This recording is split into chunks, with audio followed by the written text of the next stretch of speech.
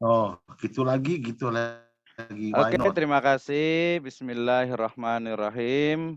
Assalamualaikum warahmatullahi wabarakatuh.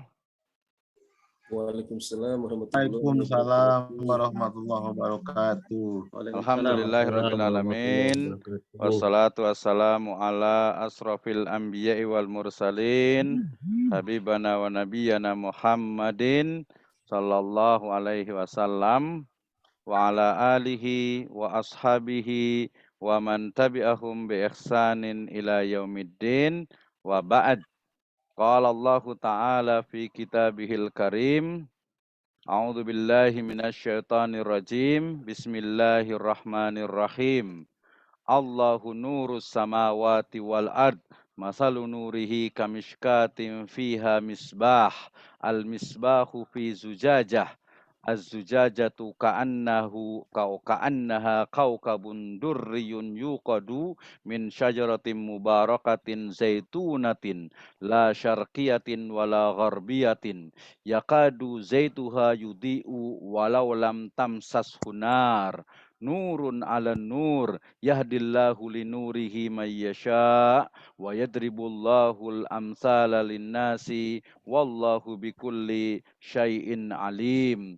Wa qala aidan yakni fil asar fakana Abdullah ibn Amr ibn al-As yuhaddisu annahu bata ma'hu salasa layalin falam yarahu yaqumu minal laili bi syai'in ghaira annahu idza taqallaba ala firashihi dzakarallah wa kabbarahu hatta yaquma lis salatil fajr fayusbighal wudu. Qala Abdullah ghaira anna la asma'uhu yaqulu illa khaira walamma madatis salasul layali wa kittu an taqira amalahu qultu ya Abdullah innahu lam yakun baiti wa baina walidi ghadabun wala hajar walakinni sami'tu Rasulullah sallallahu alaihi wasallam yaqul laka salasa marratin fi salasatin majalis yatlu'u alaikumul ana rajulun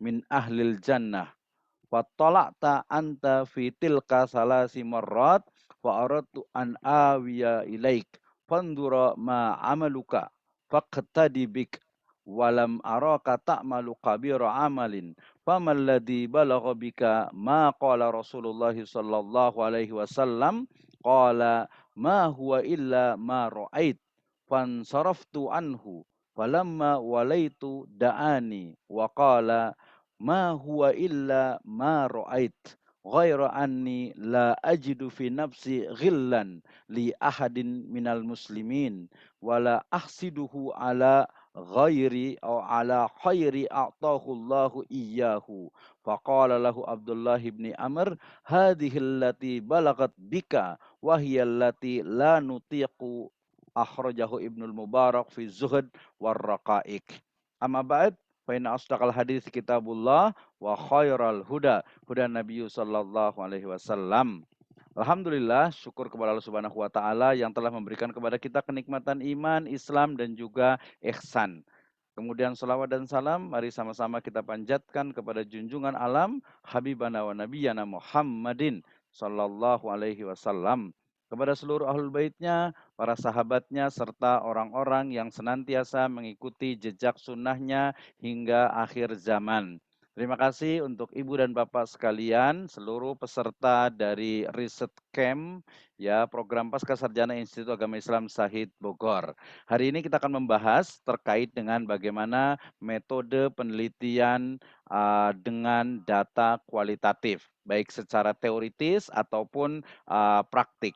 Ya, kita awali dengan salah satu dari hal yang penting ya dalam kehidupan manusia, yaitu pengembangan dari ilmu pengetahuan. Ya, ingat ini sudah menjadi pembahasan kita di awal dulu ya. Nah, jadi menjadi sebuah keniscayaan pengembangan dari ilmu pengetahuan.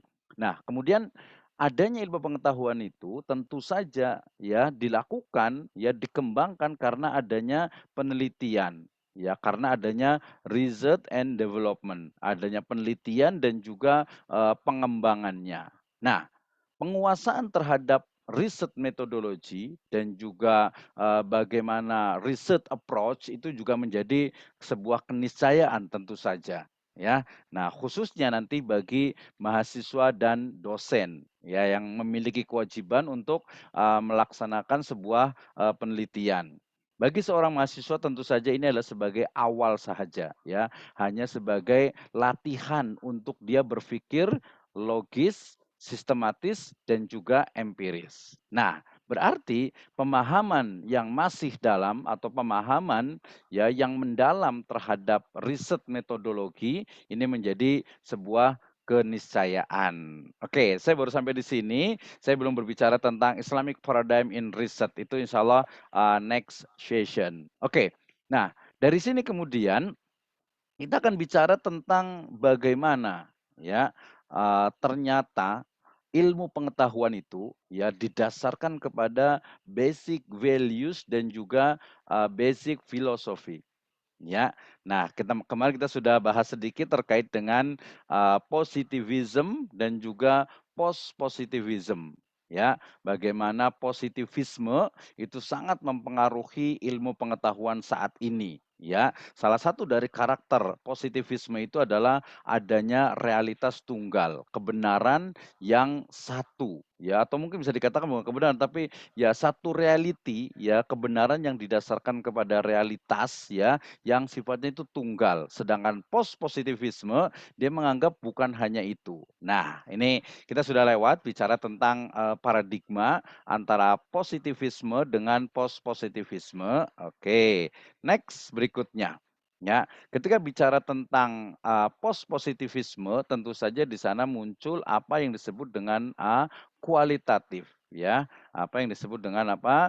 Kualitatif, yaitu data yang sifatnya itu berupa kata-kata, teks dan juga ide serta gagasan. Nah, kita akan lihat bagaimana kuantitatif, kualitatif dan juga mix dalam sebuah riset. Saya ngambil satu pendapat dari Sugiono terkait dengan kuantitatif dan juga kualitatif ya. Beliau mengatakan bahwasanya yang disebut dengan kualitatif itu atau kuantitatif adalah metode penelitian yang berlandaskan filsafat positivisme yang digunakan untuk meneliti populasi atau sampel tertentu, di mana teknik pengambilan sampelnya dilakukan secara random. Pengumpulan data dilakukan menggunakan instrumen penelitian, analisis data bersifat kuantitatif atau statistik dengan tujuan menguji hipotesis yang telah dirumuskan. Nah, berarti kita sudah menemukan satu key ya atau keyword dalam kuantitatif itu adalah adanya hipotesis ya yang dirumuskan kemudian ingin dibuktikan. Oke, sedangkan kualitatif itu adalah metode penelitian yang berlandaskan pada filsafat positivisme. Ya, digunakan untuk meneliti pada kondisi objek yang sifatnya itu apa? Alamiah.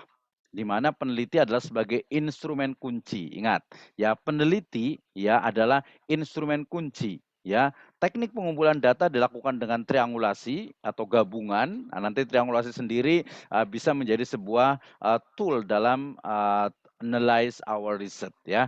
Kemudian data analisis atau analisis data bersifat induktif atau kualitatif ya, dan hasil penelitian kualitatif lebih menekankan pada makna daripada generalisasi. Ya, jadi kalau umpamanya kuantitatif itu dia ada teori yang dikembangkan, ya, sementara kalau kualitatif itu lebih kepada bagaimana membangun atau membuat sebuah teori baru. Oke, mudah-mudahan sudah terlihat. Di sini kita bicara tentang metode kualitatif itu apa sih? Ya, sekilas dulu nih secara cepat.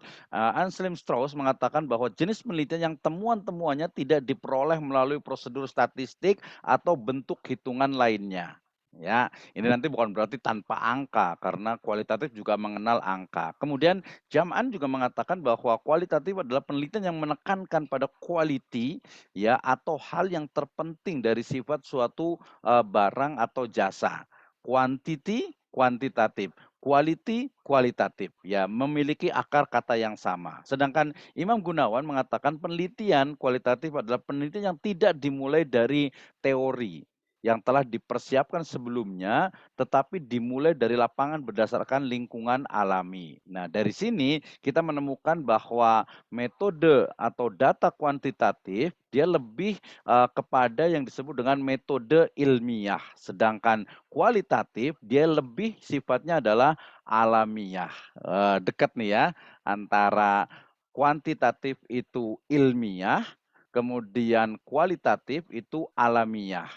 Oke, ini akan terjadi perdebatan panjang di pemikiran dasarnya tentang ilmiah atau alamiah. Apakah yang alamiah itu tidak ilmiah? Belum tentu juga. Oke, kenapa? Why we use qualitative research? Ya, kenapa kita menggunakan data kualitatif ya atau menggunakan pendekatan kualitatif ya? Pertama adalah objek penelitian tentu saja ya. Ketika saya mau meneliti terkait dengan misalnya nilai atau mungkin struktur di masyarakat atau mungkin preferensi atau mungkin sentimen ya atau mungkin hal-hal lainnya, maka objek penelitian itu akan menuntut saya untuk melakukan penelitian itu kualitatif bukan kuantitatif.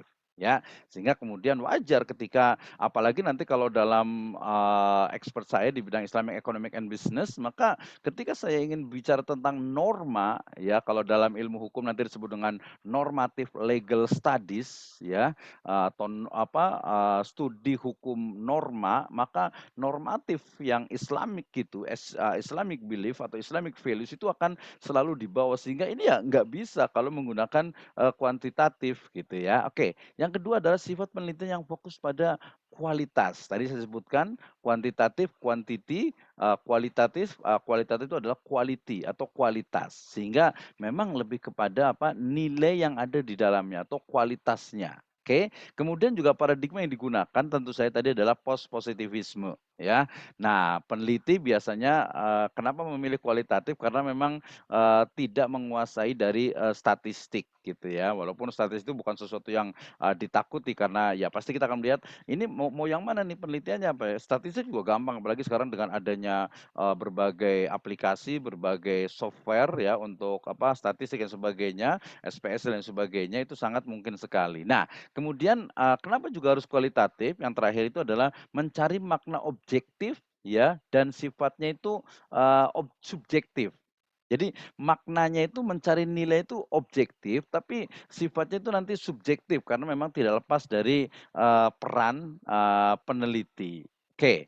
Nah, ini paradigma dari penelitian kualitatif. Ingat, kalau kuantitatif itu scientific paradigm, sementara kualitatif itu adalah naturalistic paradigm. Jadi paradigma saintifik dan paradigma alami, naturalistik. Ya, nah ini tentu saja terkait dengan bagaimana tadi antara ilmiah dengan alamiah. Oke, sebelum kita masuk ke berbagai contoh terkait dengan metode penelitian di kualitatif ini, saya akan bicara sedikit tentang asumsi dasar dalam post-positivisme. Ini menarik, kenapa? Karena nanti dalam kaitan Islamic Economic and Business, kita akan menemukan, oke, yang disebut dengan fakta itu tidak bebas nilai, ya melainkan dia bermuatan teori. Ya, kemudian juga fakta itu juga tidak bebas. Dia juga penuh dengan nilai-nilai yang ada.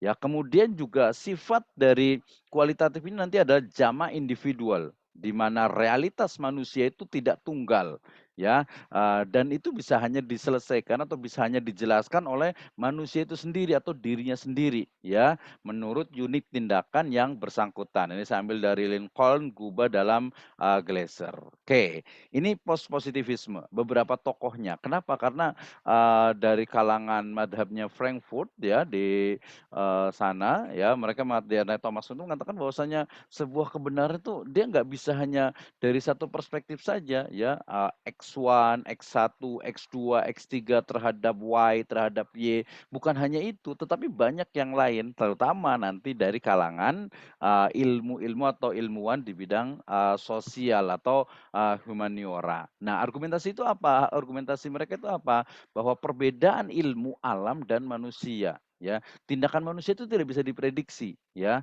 termasuk juga nanti terkait dengan teks dari Allah Subhanahu wa taala ini juga sudah sebenarnya sudah sangat berbeda sekali ya ketika ilmu sosial kemudian ditarik ke dalam atau muncul di sana ada ilmu ekonomi ya termasuk nanti ilmu hukum juga kemudian ditarik lagi atau berhadapan lagi dengan ilmu yang sifatnya Islamik Wah, ini menjadi satu kajian terutama nanti dari perspektif ontologinya ya, di mana di sana ada critical realism, ada triangulasi tadi, ada etnografi dan yang tadi saya share di grup itu adalah apa yang disebut dengan netnografi atau netografi ya. Jadi bagaimana etnografi tapi khas di virtual etnografi. Oke. Nah, ini beberapa posisi dalam aliran post-positivisme ya tentang verifikasi dari sebuah temuan hasil observasi ya, kemudian juga realisme yang realisme modern itu bukan sebuah kelanjutan dari aliran positivisme. Jadi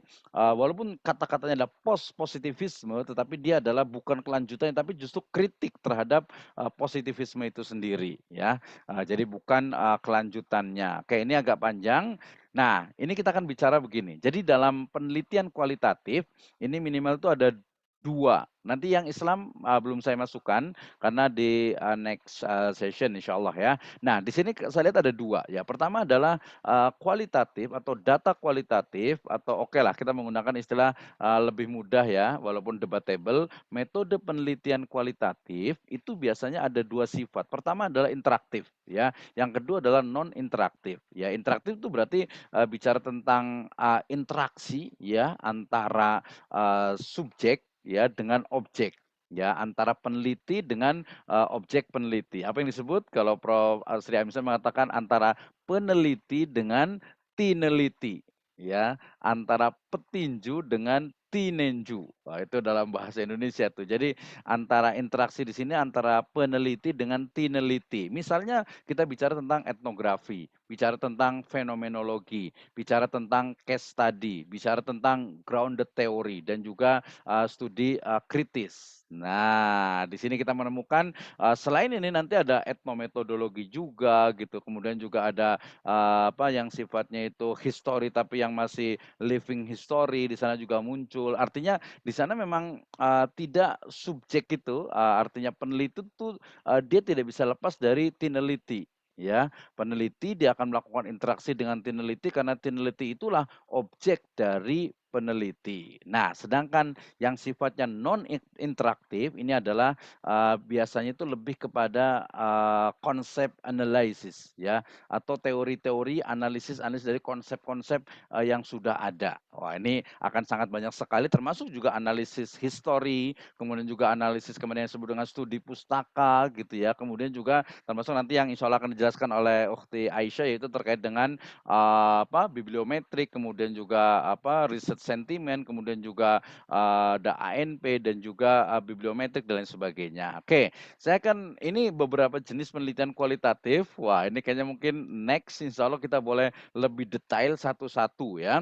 Ada etnografi, ada mikroetnografi, ada etnometodologi, ada partisipan observation studies, ada interview studies, focus group studies, ada artifact analysis, ada historical studies, ada grounded theory studies, ada naturalistic inquiries, ada symbolic interactionist studies, ada narrative studies, ada educational criticism, ada lagi phenomenological studies, ada case studies, ada action research studies, ada collaborative research atau collaborative studies. Nah, dari sini para mahasiswa sekalian yang mahasiswa dan juga dosen, pasti kita akan mengatakan banyak di sana misalnya saya bicara tentang case study. Oke, case study itu sebenarnya dia adalah perspektifnya itu adalah apa? Adalah ruang lingkup ya. Ruang lingkup dari penelitian itu sendiri. Ya, sehingga kemudian apa? Kita bisa mengatakan bahwa yang disebut dengan case study adalah studi kasus yang memang fokus kepada satu kasus tertentu atau satu pembahasan tertentu yang spesifik dan mendalam. Ya, sehingga bisa jadi kadang kalau S1 itu selalu dituliskan studi kasus di KSPPS, studi kasus di kampung ini, studi kasus di misalnya pedagang ini, studi kasus di sekolahan ini. Nah, ini sebenarnya kita bisa kritik sebenarnya itu. Ya memang itu studi kasusnya di situ, tapi apa yang untuk menganalisisnya? Ya, menganalisis itu seperti apa? Kita akan lihat sama-sama. Oke, kita akan belajar lebih kurang ada 5 atau 3. Nanti saya akan lebih banyak ke diskusi juga dan juga nanti teman-teman, Ibu dan Bapak sekalian yang sudah pernah belajar mungkin bisa memberikan tambahan juga. Oke, kita akan belajar bersama tentang, grounded theory, kemudian ada case study, kemudian juga ada etnografi, ada juga fenomenologi dan juga historical study. Oke, ya. Yang pertama, ya kita bicara tentang grounded theory. Ini, sangat penting sekali khususnya di level, master dan PhD, ya, di mana menurut Creswell bahwa grounded theory itu adalah strategi penelitian yang di dalamnya, ya, peneliti itu memproduksi teori umum dan abstrak dari suatu proses, aksi, atau interaksi tertentu yang berasal dari pandangan, partisipan, ya. Kemudian berarti apa? Berarti grounded theory itu sebenarnya kita ingin menciptakan ya satu teori tetapi didasarkan kepada apa, realitas atau yang saya sebut tadi dengan empiris. Nanti kadang perkataan empiris juga kadang suka agak debatable juga. Ini empirisme atau empiris memang realitas. Realitas sendiri nanti ada hyper reality. Wah, susah lagi nanti kalau di apa, metaverse itu ada apa, virtual reality gitu ya. Oke, jadi intinya adalah grounded theory itu adalah penelitian yang mengambil data di masyarakat atau data di lapangan, dari data itu kemudian kita bisa mengambil, satu teori. Nah, tentu saja tidak sembarangan gitu ya. Misalnya nih, ya ini lepas dari segala kontroversi yang ada gitu ya. Misalnya, kita kan ada menemui 2 kasus nih. Kasus pertama mengatakan tentang ya mungkin, mengatakan tentang, bahasa Sunda gitu ya. Sementara yang kasus yang kedua itu bicara tentang secara tidak langsung Kalimantan gitu ya. Tapi kemudian apa, ternyata di sana itu, kita bisa melihat, oh ternyata kok responnya berbeda ya. Karena memang, grounded itu juga di masyarakat, masyarakat Sunda, mohon maaf ini ya, kemudian masyarakat Kalimantan kok responnya itu berbeda. Nah dari, fakta itu sebenarnya gitu ya, sebenarnya tapi secara mendalam nanti kita akan menemukan, oh ternyata, konstruk, budaya dan juga kepribadian dari masyarakat Sunda itu seperti ini. Sementara konstruk budaya dari masyarakat Kalimantan itu seperti ini. Tapi memang kajiannya itu harus mendalam sehingga grounded itu biasanya yang paling banyak itu di, level master dan juga, PhD atau, doktoral. Tujuannya apa? Ya tujuan dari grounded theory ini adalah menemukan suatu teori atau menguatkan teori yang sudah ada dengan mengkaji prinsip, ya, kaidah dasar, ya, yang ada lalu dibuat kesimpulan membentuk prinsip dasar dari sebuah, teori. Ya, biasanya peneliti itu dia akan apa, akan, memilih fenomena yang dikatakan fenomena inti dan mana yang bukan untuk dapat diambil dan dibentuk suatu teori. Ternyata umpamanya nih ya, oh ternyata yang responsif itu yang orang Kalimantan ternyata juga ada yang ngompor-ngomporin nih gitu kan, atau mungkin juga, ternyata oh emang betul, memang itu mereka memang mewakili dan merasa tersinggung dan lain sebagainya. Sehingga kita bisa melakukan, oh memang, prinsip atau, karakter budayanya adalah seperti ini, kemudian seperti ini. Itu teori gitu ya, teori tapi ya harus memang matang. Oke, ini bicara tentang, teori dasar dari atau grounded theory. Bagaimana caranya? Mudah saja, ya tentu saja nanti kalau teorinya gampang gitu, tapi sampai di lapangan ya harus betul-betul dia menemukan data yang valid, ya. Kita nggak bisa tuh ngambil dari, ternyata di TV, di media banyak banget nih yang komentar-komentar begini," gitu ya. Misalnya juga nih, saya jangan ke politik lah ya, ke ekonomi syariah misalnya, ya. Misalnya saya ingin melihat bahwa Eee ekonomi syariah di Indonesia ini ternyata, dia masih masih banyaknya itu adalah di perkotaan, ya sementara di perkampungan, ya mohon maaf di pinggiran itu dia belum banyak menyentuh, ya. Kenapa nih gitu kan? Apakah mungkin karena di kampung itu mereka tidak, apa namanya, mungkin tidak terlalu banyak, yang haram gitu ya, atau mungkin karena memang ada perbedaan nih, walaupun sekarang sudah ada tidak ada beda antara kota dengan desa, tapi fakta membuktikan bahwa misalnya saja gitu ya, bank syariah misalnya itu, jangankan nggak usah jauh-jauh lah, di Bogor saja lah. Bogor ke arah Lewiliang ke sana, itu belum ada tuh bank syariah, gitu ya. Ada BPRS ya, di sini ada ada Pak Ahmad Yani juga nih dari BPRS Amanah Umah gitu ya, dengan ada Ibu Ida Aisyah juga. Artinya, ini kenapa nih gitu ya, Berarti mungkin, karakter di sana atau mungkin, bahkan mereka mungkin misalnya di Pamijahan, di Ciasmara itu mereka kayaknya nggak terlalu ngaruh gitu ya, walaupun kalau di Ciasan alhamdulillah ada, KSPPS juga, ternyata yang mikro yang paling banyak. Oke, jadi gimana caranya? Tentu saja sifatnya adalah studi lapangan. Jadi nggak bisa tuh kalau kajian pustaka itu nggak bisa. Kemudian observasi, ya observasi ini juga bukan observasi yang cuman datang sekali, 2 kali, tidak seperti itu. Tapi dari mulai direct observation, ya kemudian juga bahkan sampai ke, partisipasi, ya partisipasinya itu adalah observasi itu langsung gitu kalau mau istilahnya itu apa ya, kita masuk ke dalam komunitas mereka dan misalnya itu mereka ikut apa, ada aksi, oh kita ikut gitu. Jadi biar tahu, oh ternyata ini gitu, ternyata, orang Kalimantan tuh baik-baik kok gitu kan, orang Sunda juga baik-baik gitu ya, orang Indonesia secara umum berdasarkan beberapa riset itu baik semuanya gitu ya, observasi. Jadi nggak bukan sekadar observasi, pembandingan antar kategori. Nah, ini biasanya nanti dikaitkan dengan apa, dengan teori-teori sebelumnya, membandingkan ya. Misalnya kalau mama di Jawa Baratnya ada Ki Sunda gitu ya, di Kalimantan juga ada, di berbagai suku juga ada, kita akan melihat, seperti apa nih gitu. Jadi dibandingkan, nanti sebenarnya dibandingkan selain ada teori juga ada, kategori-kategori, kategori dalam arti itu kita kita apa ya, klasifikasikan ya berdasarkan apa nih objeknya. Nanti bagus ada contohnya. Fenomena ini juga menarik nih, antara fenomena, ada nomena, ada fenomena. Berarti fenomena itu sebenarnya lebih kepada, realitas ya.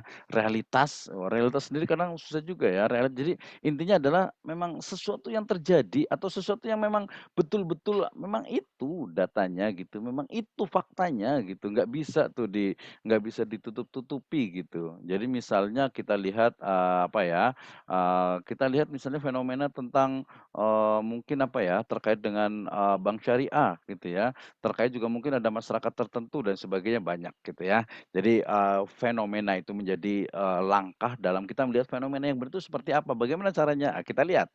Jadi ada minimal dalam, grounded teori ini ya, minimalnya itu ada, 4 level ya. Level pertama dia terkait dengan coding ya, di mana coding ini, berkaitan dengan initial coding dan juga open coding. Artinya, oke saya mau membahas tentang, bagaimana sebenarnya, ekonomi ya, ekonomi atau mungkin bisa juga dari religiosity ya, dari, keberagamaan keberagamaan satu, komunitas gitu ya, komunitas A, B, dengan C. Misalnya bisa saja saya berangkat dari teorinya Clifford Geertz tentang, santri, priayi, dan juga abangan.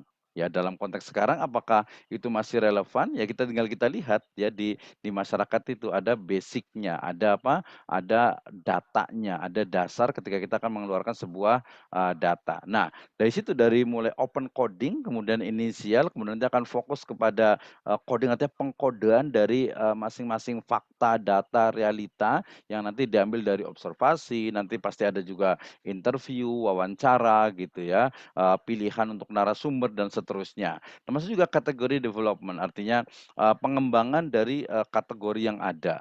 Jadi ini memang agak sedikit teoritis gitu, nggak apa-apa lah ya. Level ketiga terkait dengan coding, yaitu axial atau thematic coding. Jadi dia lebih spesifik lagi, lebih fokus lagi kepada previous coding is studied to develop highly refined themes ya. Jadi, bagaimana dia itu, apa ya, bisa, coding yang ada sebelumnya di level 1 dan 2 itu kemudian apa, dipelajari untuk membangun satu, apa ya, satu tema, satu topik, satu, kita sebutnya dengan, istilahnya itu adalah kalau di kuantitatif hipotesa, kalau itu adalah bisa disebut dengan preposisi, ya. Aksioma juga bolehlah sebagai awal gitu. Nah, di level kelima ya, disebutkan if indicate, ya level 4, theories can emerge from saturated categories and themes. Jadi di level keempat itu sebenarnya kita sudah bisa menemukan nih, oh ternyata ya, misalnya penemuan saya di beberapa komunitas di Jawa Barat ini ternyata, mereka itu paham bahwa riba itu haram gitu ya. Tetapi kemudian mereka mengatakan kalau riba untuk orang lain, tapi kalau untuk kita ya prakteknya itu waktu itu ada di sebuah koperasi, ya kalau kita sendiri yang pinjam kemudian kita ya itu tidak, termasuk, riba gitu ya. Oke, jadi kita bisa menyebutkan, salah satu teori yang saya sebutkan adalah reception through selection modification. Ya bagaimana, penerimaan hukum Islam oleh komunitas di Indonesia itu ternyata selain menggunakan juga seleksi ya, oh ini kayaknya cocok gitu, tapi juga ada juga yang menggunakan diseleksi dan juga dimodifikasi. Apalagi zaman sekarang gitu, tadinya mungkin yang kelihatan belangkon gitu ya, iket gitu ya, kemudian nanti dipakai peci, jadi ada pecinya Masjid Jogokarian tuh di Yogyakarta gitu. Oke, next kita lanjutkan. Ini tahapan analisisnya, contoh penggunaannya. Misalnya ini biasanya menangani tentang data interpretasi ya. Sesuai dengan penelitian studi kasus ini sebenarnya pendapat dari banyak sekali, dari Post, ada Andres, ada Douglas dan juga Strauss dengan Corbin itu sepakat. Sebenarnya grounded theory ini dia digunakan untuk tadi yang tema-tema topik inti yang kemudian kita bisa menemukan satu teori. Wah, ya jadi nyambung ke yang disebut dengan case study atau studi kasus. Nah, misalnya kita meneliti tentang segi-segi sosial budaya masyarakat Aceh. Ya, hasil penelitian dengan metode grounded. Jadi segi-segi sosial budaya masyarakat Aceh itu seperti apa sih? Ya mungkin kalau Indonesia secara umum itu kan gotong royong gitu ya. Kalau mungkin kalau di Jawa dulu ada juga sih, tapi saya lihat terakhir itu di Sulawesi itu ya mereka itu masih bawa rumah gitu. Di Jawa Barat juga ada dulu tuh. Jadi rumah itu digotong bareng-bareng gitu kan. Itu luar biasa sekali dan nggak dibayar gitu kan ya. Kemudian juga objeknya tadi kalau ground itu adalah realitas dari sosial ekonomi dengan melihat aktivitas, dinamika serta interaksi aktor dengan ruang lingkup terbatas. Makanya tadi case tadi studi kasus tertentu itu akan lebih dalam melahirkan satu teori. Kasusnya atau objeknya itu bisa menjadikan case study, tapi melahirkan sebuah teorinya itu adalah grounded theory. Nah, misalnya juga dalam pendidikan itu ada model pembelajaran matematika siswa kelas 1 sekolah dasar. Ya, ini kayak gimana nih? Ya, karena dia akan mendevelop satu model. Oke, next slide. Nah, jadi dari tadi kita tahu bahwa grounded itu dia digunakan yang lebih bagus ya berdasarkan beberapa tokoh di bidang riset metodologi itu adalah memang risetnya itu dia fokus ya, fokus dalam artian dibatasi. Istilah lainnya adalah case study atau studi kasus. Apa itu studi kasus? Yaitu meneliti suatu kasus atau fenomena tertentu yang ada di masyarakat yang dilakukan secara mendalam untuk mempelajari latar belakang, keadaan dan interaksi yang terjadi. Ya kalau di ekonomi misalnya nih, kenapa nih pemerintah sudah menginginkan minyak itu murah tapi kok di lapangan atau di pasar kok malah jarang gitu. Wah itu sebenarnya di riset ya gampang sekali gitu. Kita akan lihat, kasusnya saya fokus kepada kelangkaan minyak goreng di pasar. Kita lihat, ya pasti akan kelihatan, oh mungkin distribusinya gitu kan, oh mungkin dia mungkin ada ihtikar, ada penimbunan. Ya, atau mungkin pola-pola dari pabriknya sendiri menahan, ya karena sekarang tren dari ihtikar bukan hanya orang beli banyak disimpan, tapi satu pabrik yang dia itu menahan produksinya karena biar wah ini lagi murah nih, nanti aja deh 6 bulan ke depan, 6 bulan cuma sebentar gitu kan, nanti baru diproduksi lagi. Ini juga bagian dari ihtikar. Rasul bersabda sallallahu alaihi wasallam, la yahtakiru illa khotiun. Jadi ekonomi syariah ya. Oke, nggak bisa ditinggalkan lah ya. Oke, kemudian studi kasus itu biasa dilakukan pada suatu kesatuan sistem yang bisa berupa suatu program, kegiatan, peristiwa, atau sekelompok individu yang ada pada keadaan atau kondisi tertentu. Kita ingatkan ya bahwa metode penelitian dengan data kualitatif itu adalah objeknya itu adalah biasanya itu manusia. Manusia dengan interaksinya, ya dengan budayanya, dengan agamanya, ya dengan juga sesuatu yang memang ada pada dirinya. Nah, gitu ya. Misalnya kita pengen tahu kenapa sih tingkat bunuh diri di Jepang itu banyak? Apakah terkait dengan keagamaan gitu ya? Atau mungkin yang lainnya? Gitu ya. Nah, kenapa case study ini penting? Karena khusus meneliti suatu hal atau sistem tertentu, ya. Jadi dia memang hanya fokus kepada fenomena tertentu. Misalnya Misalnya apa ya, kalau teman di, Pontianak itu dia membuat penelitian tentang kasus, dari apa, ya apa, kerusuhan bernuansa SARA antara, Madura dengan apa, dengan, Dayak gitu misalnya gitu ya. Nah ternyata ya kalau beliau sebenarnya lebih kepada pelindungan dari ininya, jadi disebut dengan nanti fikih perlindungan, pengungsi gitu. Tapi kalau kita menggunakan case study, oke saya mau ke sini sebenarnya diurutkan, dicari, wah ini agak panjang sih gitu ya, yang kalau itu ya lebih, spesifik saja lah yang lebih detail, nanti kita kasih contohnya. Nah berarti, penelitian studi kasus tidak harus meneliti satu orang atau individu saja, namun bisa juga dengan beberapa orang atau objek yang memiliki, satu kesatuan fokus fenomena yang akan diteliti. Waktunya udah mau habis ini, udah 52 nih. Dr. Esa udah siap ya? Oke, ini penelitian di studi kasus ya, berarti kita loncat agak jauh nih ya. Ya tentu saja ada wawancara, saya masih waktu insya Allah sekitar, 5 menit, 8 menit lagi. Waktu Aisyah mohon siap-siap, siapkan, ini juga apa, PowerPoint-nya. Oke, ini tahapan penelitian dari studi kasus, jelas ya, standar untuk kualitatif itu adalah wawancara, observasi, studi dokumenter. Jadi lebih mudah sebenarnya kelihatannya, tetapi nanti kadang hasilnya bisa jadi, dia harusnya lebih mendalam. Oke, ini beberapa langkah yang bisa dilakukan untuk, case study, menyeleksi topik penelitian, menentukan masalah dan fokus penelitian, mendesain rancangan, mengumpulkan data, menganalisis data, mengeneralisasikan temuan, memvalidasi temuan, menulis laporan penelitian, ya sampai menjadi sebuah, oke ini adalah laporan, riset saya. Contoh kasus dari kasusnya, misalnya saya meneliti faktor yang memengaruhi gagal bayar pada lembaga keuangan mikro syariah. Ya, case study-nya saya di KSPPS, Berkah Berjaya Kota Bogor.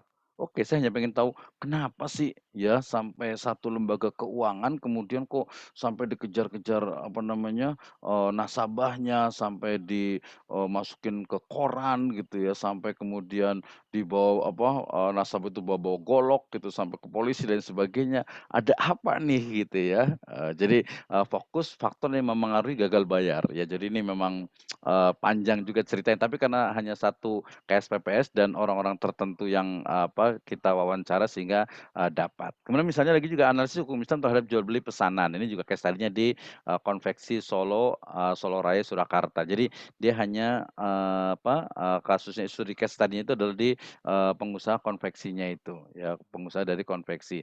Juga analisis hukum ekonomi Islam terhadap praktik jual beli tanggung renteng, ini juga hanya di RW 2 Kelurahan Maleber, Kecamatan Andir, Kota Bandung.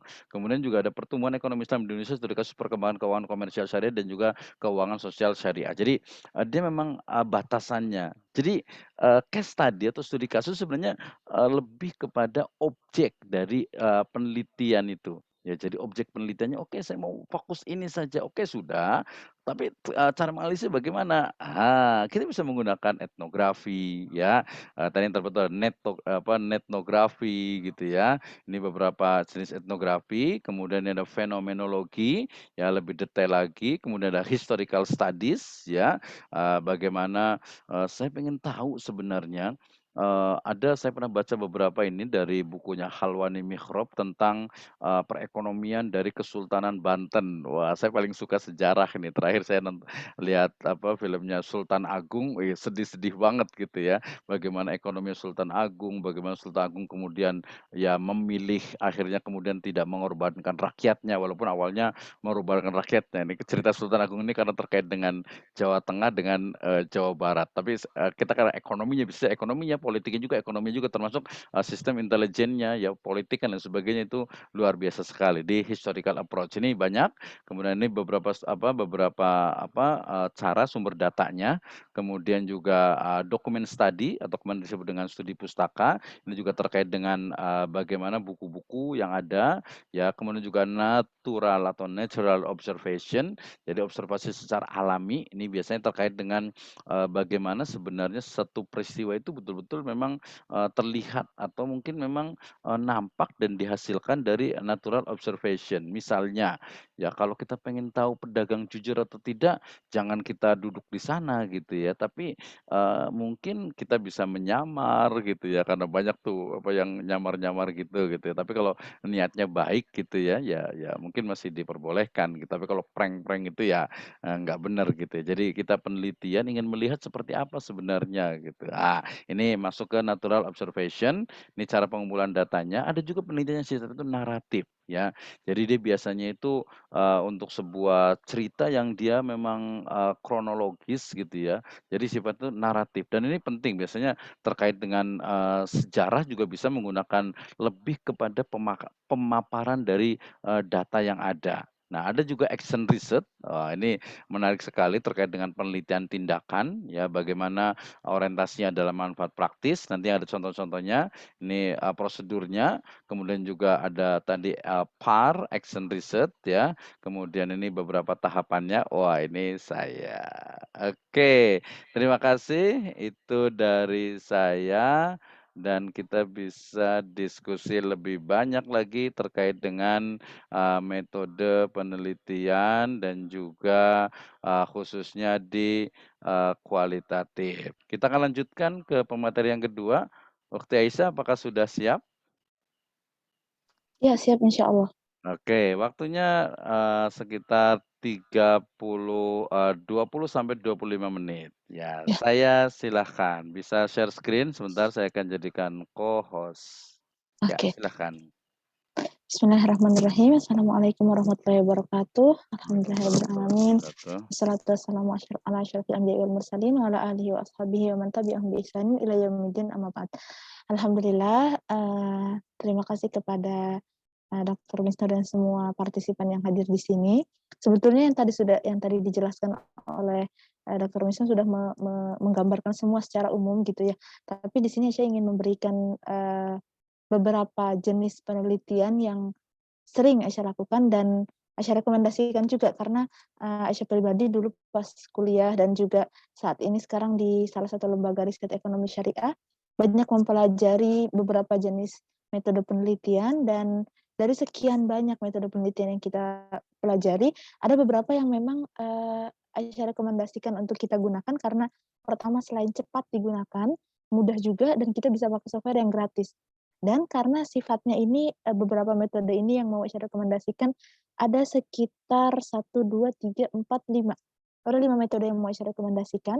Tadi pertama, ini sifatnya, mudah sekali. Jadi sekali kita tahu bagaimana bagaimana cara menggunakannya, insya Allah mudah banget kita menggunakannya. Jadi software-nya juga gratis, kemudian juga biasanya cenderung lebih cepat untuk mengolahnya gitu. Jadi nggak seperti penelitian, lain yang mungkin butuh waktu lama, sebulan, 2 bulan. Ini kalau misalkan kita betul-betul fokus, sepekan atau bahkan kurang dari itu kita bisa selesaikan. Asalkan betul-betul memang, apa namanya, betul-betul berniat untuk menyelesaikan dan sungguh-sungguh gitu. Dan satu lagi juga ini menggunakan datanya rata-rata sekunder. Ada beberapa yang harus pakai data primer tapi cenderung, mudah lah gitu. Tapi yang pakai data sekunder ini akan sangat membantu sekali ketika kita memang, harus nih ada misalkan call for paper atau mungkin, harus dibutuhkan publikasi yang cepat gitu. Terakhir, metode-metode ini yang akan kita rekomendasikan ini beberapa jenis metode yang dia masih jarang digunakan. Jadi, mungkin nggak seperti SEM, nggak seperti ANP, nggak seperti, VAR dan yang sejenisnya yang memang banyak digunakan. Ini beberapa metode yang kualitatif, tadi dia sifatnya lebih kita banyak bereksplorasi, tapi jarang digunakan oleh orang lain. Jadi akan nampak lebih, menarik gitu untuk dikaji lebih lanjut. Dan beberapa penelitian dengan metode ini juga sudah terbukti banyak dipublikasikan di jurnal-jurnal nasional, internasional, bahkan yang juga terindeks Scopus. Nah, beberapa tulisan Aisyah, hampir semua terindeks Scopus itu yang masuk ke dalam jenis-jenis ini gitu. Nah, sekarang saya izin, share screen. Jadi, ada beberapa metode yang akan kita sama-sama pelajari. Ada pertama namanya, bibliometrik. Jadi ini, mungkin kalau misalkan Aisyah menjelaskan bagaimana cara pengolahan bibliometriknya, demikian juga, seperti apa cara menggunakannya atau bagaimana software-nya mungkin akan agak lama. Jadi kita akan overview sekilas aja. Mungkin di next pertemuan atau kita bisa buat, research yang selanjutnya yang fokus membahas bagaimana cara pengolahannya sampai dengan bagaimana menghasilkan atau analisis sampai akhir jadi gitu. Dan mungkin nanti juga bisa beberapa rekomendasi jurnal yang menerima metode-metode ini. Pertama, bibliometrik dengan software namanya PostViewer. Kedua, ada BiblioShiny, bibliometrik juga, atau sebagian menyebutnya Scientometric dengan BiblioShiny atau R. Atau bibliometrics pakai X. Kemudian nanti ada DEA Analysis, Data Envelopment Analysis, ada yang sifatnya window analysis, ada yang sifatnya DEA biasa. Ada juga nanti Malmquist yang biasanya bersamaan dengan dia. Kemudian juga ada sentiment analysis, ini semoga kelihatannya. Ada sentiment analysis di sini. Kemudian juga ada satu lagi Delphi yang Aisyah rekomendasikan. Pertama kita akan bahas sama-sama tentang penelitian bibliometrik secara umum. Jadi Bapak Ibu dan teman-teman sekalian, penelitian bibliometrik ini satu penelitian yang mudah sekali dan dia inklusif untuk semua jenis tipe penelitian, untuk semua topik penelitian itu bisa digunakan. Dan kalau misalkan Bapak Ibu dan teman-teman mau tahu, ini Aisyah ini sering sekali membuat penelitian ini untuk berbagai jenis call for paper, tapi dengan topik yang berbeda-beda. Karena metode ini bisa kita gunakan untuk semua topik. Topik apapun, di jurusan apapun, untuk di HES misalnya nanti mencari bibliometrik tentang akad-akad atau yang lain pun semuanya bisa. Di akuntansi bisa, ke ekonomi syariah bisa, dan ke semuanya insya Allah bisa. Jadi, Bapak Ibu dan teman-teman, ini kita akan lebih dalam sekilas tentang bibliometrik ini. Bibliometrik ini bentuknya banyak sekali dan ini satu penelitian yang menghasilkan bentuk yang cantik.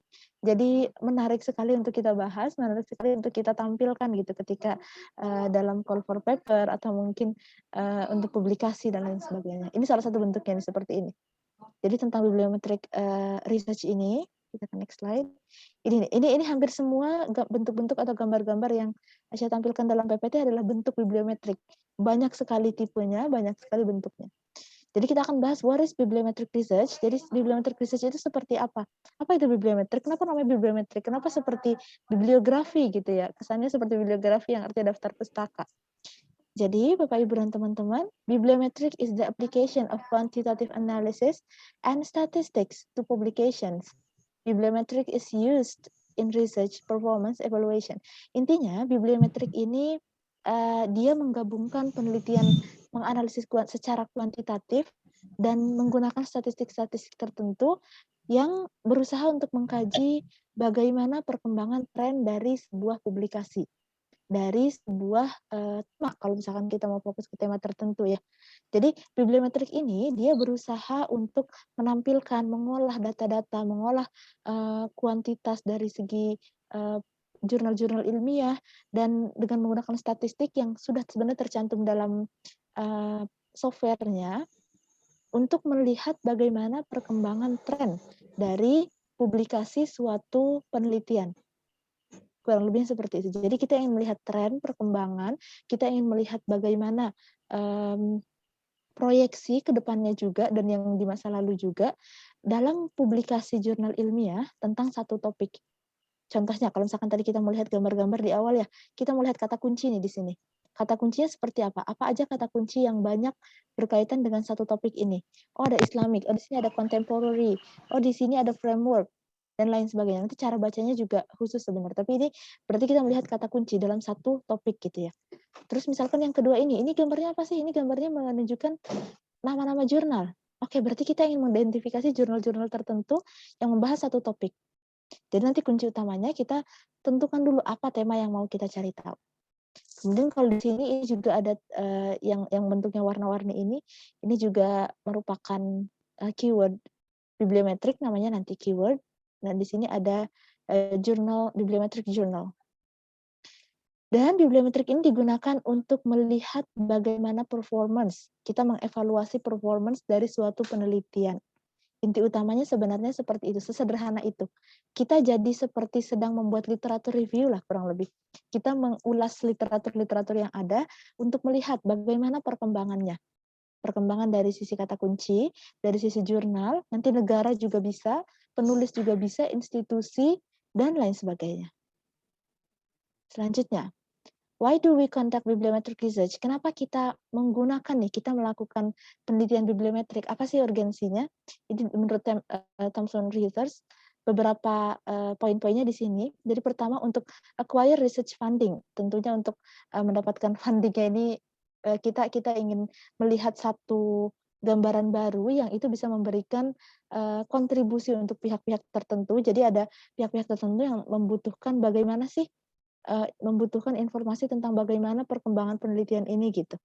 Dan itu bisa menghasilkan funding untuk kemudian nanti digunakan oleh librarians. Mereka akan melakukan research-nya dan nanti masuk ke researchers, kita sebagai peneliti, dan baru masuk ke publishers. Researchers melakukan penelitian, conduct research-nya, kemudian ke publishers, ke penerbit, kemudian dipublish, diterbitkanlah hasil analisisnya, hasil penelitiannya, kemudian evaluate outcomes, kita mengevaluasi lagi bagaimana hasil dari penelitian bibliometriknya.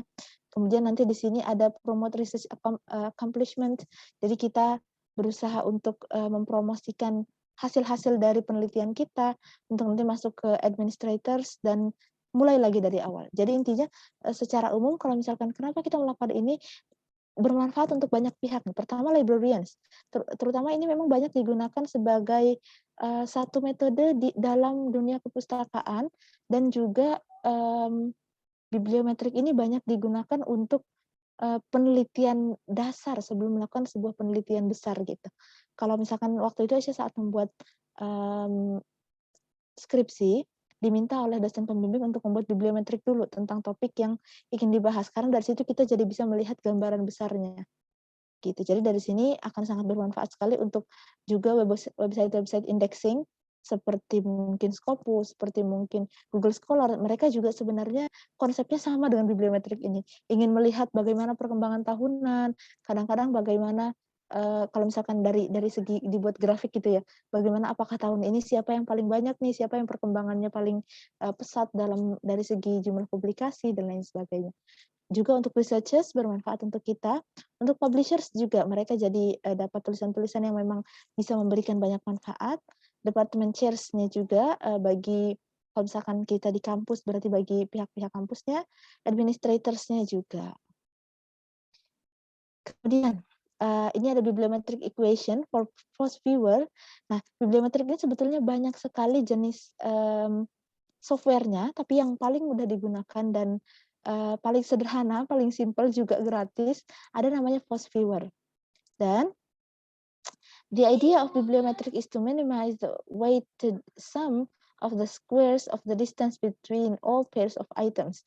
Ini menunjukkan bagaimana formulanya, bagaimana post viewer ini mengolah, tapi sebetulnya bukan itu yang jadi ini kita ini biasanya rumus-rumus ini kita masukkan dalam bagian method di bab 3. Jadi kita cantumkan sebenarnya post viewer ini punya rumus-rumus seperti ini, walaupun kita juga sebenarnya nggak akan menggunakan juga si rumus-rumus ini, hanya saja untuk memberikan gambaran.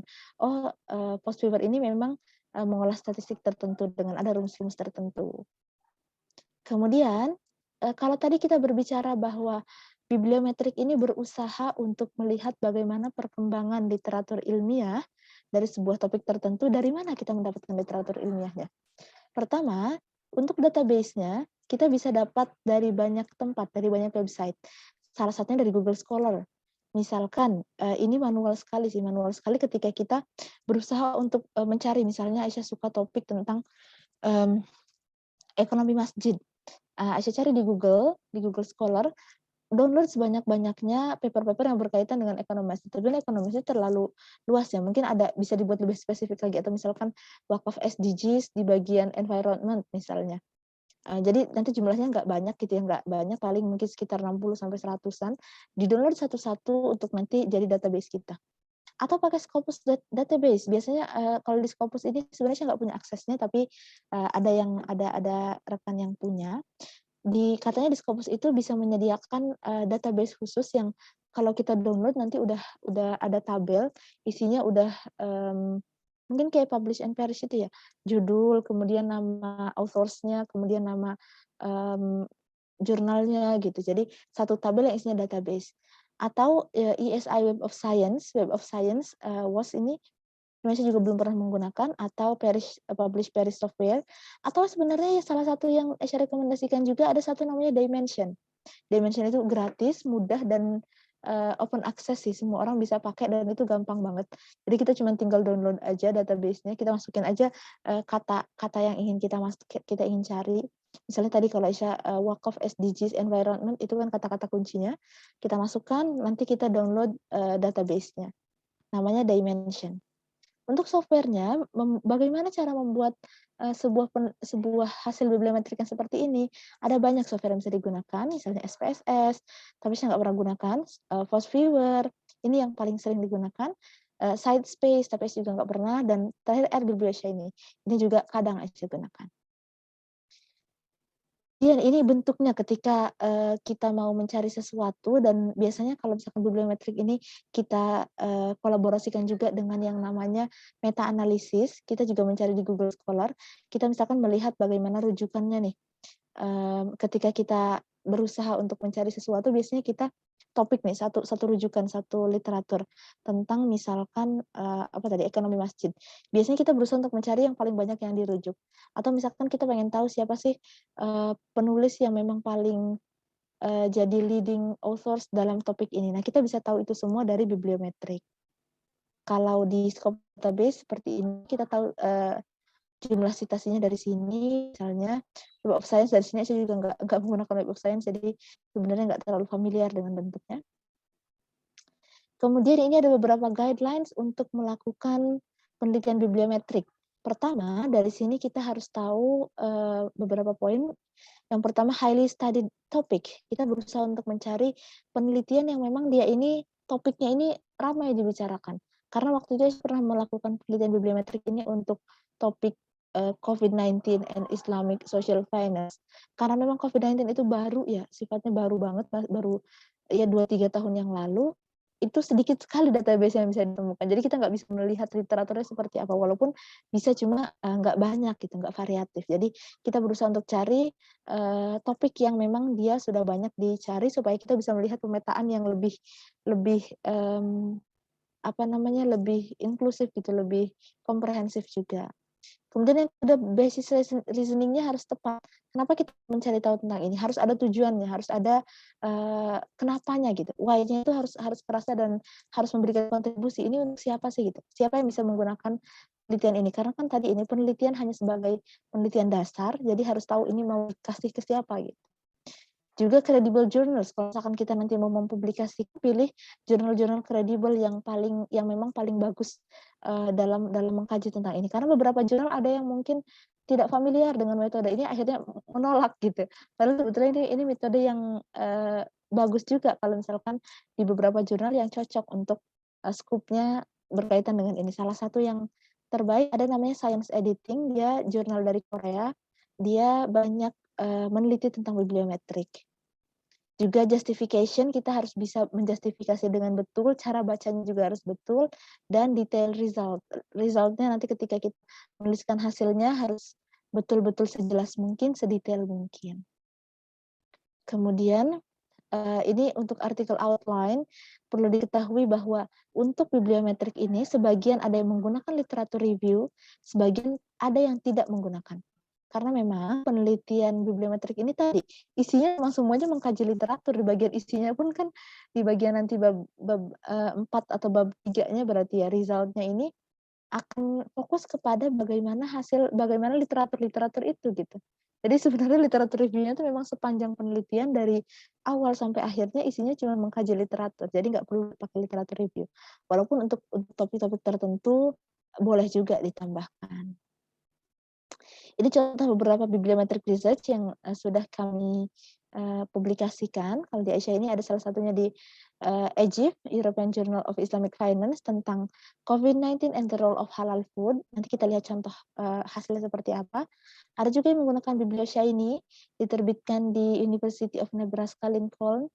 Jurnalnya namanya Library of Philosophy and Practice. Kemudian, ini juga salah satu bentuk dari hasil bibliometrik. Sekarang kita lihat sekilas seperti apa penelitian bibliometrik ini. Nah, ini Bentar, ini saya tutup dulu. Ini ada salah satu, jadi kita langsung ke kasusnya aja atau kita ke contohnya seperti apa sih? Nah, ini contohnya, ini kita presentasikan dalam East Java Economic Forum 2021 ini, dan 2021 kemarin judulnya Halal Based Hospital Indicators, a Bibliometric Analysis. Sebenarnya kan ini satu metode yang halal hospital gitu. Apa ya? Apa sih yang bisa dibahas soal ini gitu. Tapi bibliometrik ini tuh mudah itu untuk digunakan ke semua tema. Jadi bisa digunakan untuk ini. Jadi ini biasa seperti bisa introduction, literatur review, metodenya tentang bibliometrik. Nah, hasilnya seperti ini. Wah, kita tahu ternyata di sini ini kata-kata hospital yang muncul di sini. Hospital itu banyak berkaitan dengan practice, dengan analisis. Bahkan di sini muncul Malaysia. Ketika kita membicarakan hal hospital, ternyata yang banyak berkaitan itu Malaysia. Atau kalau misalkan kita lihat di sini ada juga Islamic Medical Tourism. Ternyata sudah muncul banyak yang meneliti tentang Islamic Medical Tourism. Jadi penelitian tentang halal hospital itu sekarang jadi tourism bahkan. Jadi salah satu bagian dari Islamic tourism. Pada wisata halal ada berkaitannya juga dengan rumah sakit halal. Juga nanti masuk ke sini Islamic law, ke life, menjaga jiwa, menjaga agama. Ada juga healthcare provider, nanti berkaitan dengan penyedia-penyedia layanan kesehatan. Juga masuk ke sini ke trust-nya. Kepercayaan masyarakat itu seperti apa terhadap terhadap halal hospital ini. Dan selanjutnya passion-nya, nanti kita bisa cari tahu seperti apa sih, apa maksudnya passion di sini. Apakah memang ternyata pasiennya itu jumlahnya lebih banyak atau justru lebih sedikit. Ini contoh salah satu hasilnya. Ini dari segi authors-nya, ternyata yang paling banyak meneliti tentang topik ini adalah Zailani ini dan juga Laluddin dan beberapa yang lainnya. Jadi dari sini kita bisa lihat, dan kita kalau misalkan kita sebagai seorang peneliti ya, kita bisa cari tahu juga nih, kita biasanya topiknya di bidang apa. Misalkan ada yang Bapak Ibu di sini yang topiknya fokusnya ke bidang akuntansi syariah. Kita bisa coba cek bibliometriknya. Apakah nama Bapak Ibu masuk ke dalam bibliometrik ini menjadi orang-orang yang terindeks nih, banyak menuliskannya, kita bisa tahu dari sini. Kemudian ini dari segi jurnalnya. Ternyata yang paling banyak IIUM Medical Journal Malaysia. Kemudian ada Journal of Islamic Marketing dari Emerald. Ada juga di sini Prosedia. Ada dari Proceeding juga ternyata. Ada International Journal of ini kepotong nih. Biasanya kita bisa baca panjangnya, versi panjangnya dalam full papernya sebenarnya. Ini karena sifatnya hanya gambar dan untuk presentasi, jadi yang ditampilkan sekilas-sekilas gitu. Tapi dari sini kita jadi tahu jurnal mana yang banyak membahas tentang halal hospital kalau misalkan di sini ya. Dari dokumennya juga, mana dokumen yang paling banyak disitasi? Ternyata ini Rahman dengan judul Tourist Satisfaction and Loyalty Intention at Sharia Compliant Private Hospitals in Malaysia. Ini jadi ternyata tulisan yang paling banyak disitasi. Nah, ini bisa jadi dasar bagi penelitian-penelitian selanjutnya yang mau bahas tentang halal hospital, merujuklah ke sini. Kurang lebihnya seperti itu. Ini ada tentang findings, ini kita kaitkan dengan maqasid syariah sebenarnya, dan discussion. Nah, itu adalah penelitian bibliometrik dengan menggunakan viewer. Seperti itu bentuknya, seperti itu cara bacanya sekilas, dan seperti itu hasilnya. Kurang lebih begitu. Kemudian yang kedua, kita lihat bagaimana presentasi dari yang menggunakan bibliosha ini. Sama-sama bibliometrik, tapi dia sifatnya beda software gitu ya, namanya R-Bibliosha ini. Ini kita presentasikan di INSAFE, di EVAT University, bekerja sama dengan IRTI. Seperti biasa, ada objektif, ada literatur review, metode. Nah, seperti ini hasil bibliometrik dengan menggunakan R-Bibliosha ini, nama softwarenya R-Bibliosha ini. Bentuknya cantik sekali, dari sini kita bisa melihat bagian sebelah kiri ini nama jurnal-jurnalnya, bagian tengah ini nama penulis-penulisnya, dan bagian kanan ini nama keyword-keywordnya. Ini temanya tentang apa ya tadi? Islamic Fintech ya kalau nggak salah. Ya, Islamic Fintech. Dari sini kita bisa lihat jurnal yang paling banyak adalah Fintech and Islamic Finance. Ada SSRN Electronic Journal. Ada Halal Cryptocurrency Management. Ada Al-Iqtisad, Journal of Islamic Economics, dan lain sebagainya. Dari sini kita bisa lihat dari segi kuantitas. Semakin besar, maka dia semakin populer. Kemudian dia berlanjut ke nama penulisnya. Siapa aja nih berkaitan dengan, ini misalkan Fintech and Islamic Finance. Dia ada berkaitan dengan Oseni, dengan Ali, dengan siapa ini? Zameni, di sini juga dengan alam dan lain-lain. Kemudian nanti masuk ke bagian keywords-nya, nah kata-kata keywords yang paling banyak digunakan. Ini juga menarik sekali, kita bisa melihat source growth, kita bisa melihat jurnal mana dalam perkembangan tahunannya dari tahun 2016 sampai 2020 ini, mana yang paling tinggi perkembangannya. Kalau kita lihat di sini ada fintech in Islamic finance, dia sempat tinggi sekali di sini dari segi annual occurrences-nya atau publikasi atau kemunculannya itu bisa pernah tinggi sekali tahun 2019 sampai di tahun 2020 dia menurun parah sih gitu. Kemudian kalau ini ada SSRN dia cenderung naik tapi sempat turun tapi udah agak naik lagi. Nah, dari sini kita bisa melihat nih secara umum bagaimana perkembangannya. Demikian juga ada authors, kita lihat dari segi tahunannya dari tahun 2017 yang udah lama nulis ternyata namanya Abdullah. Sedangkan yang secara umum tulisannya mungkin sedikit tapi banyak ditandai dengan warna biru tua ini ada Oseni, ada Ali gitu.